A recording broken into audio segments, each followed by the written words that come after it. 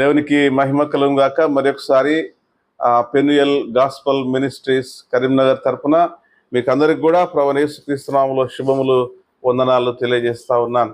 కాబట్టి దేవుని వాక్యంలో మీకా గ్రంథము మనం ఈరోజు చూసుకున్నట్లయితే మీకా గ్రంథము 6వ అధ్యాయము 8వ వచనము ఈ విధంగా దేవుని వాక్యము సెలవిస్తా ఉంది.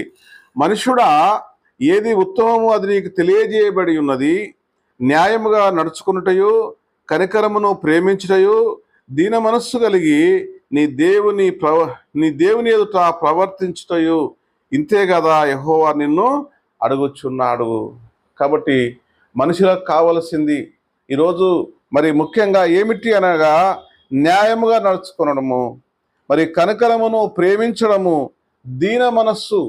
కాబట్టి దీన మనస్సు, కాబట్టి హృదయ శుద్ధి గలవారు ధన్యులు, వారు దేవుని చూచెదరు అన్నాడు.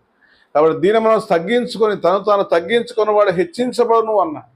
కాబట్టి దీన మనస్సు ఉన్నట్లయితే, నీవు ప్రభువును తెలుసుకున్నట్లయితే, ప్రభువైన యేసుక్రీస్తు ఆ పరలోకంలో నుంచి మరి భూలోకానికి ఆయన తాను తగ్గించుకునే వ్యక్తినిగా చేసుకుని నీ దీన మనస్సు ధరించుకుని ఆయన వచ్చాడు. కాబట్టి ఆ దీన మనస్సు నీవు కలిగి ఉన్నట్లయితే, అందుకే అంటున్నాడు అది ఉత్తమమైనది, అది శ్రేష్టమైనది అని జ్ఞాపకం చేస్తా ఉన్నాడు. ప్రియమైన సహోదరుడు అన్న జీవితంలో నీవు కృంగినట్లయితే, నీవు ఒకవేళ నిరాశపడినట్లయితే, ప్రభు పిలుస్తా ఉన్నాడు ఉత్తమమైన దాన్ని.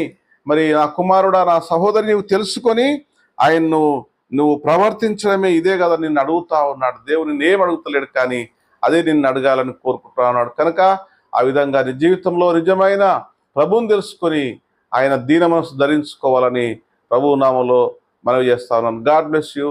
Thank you.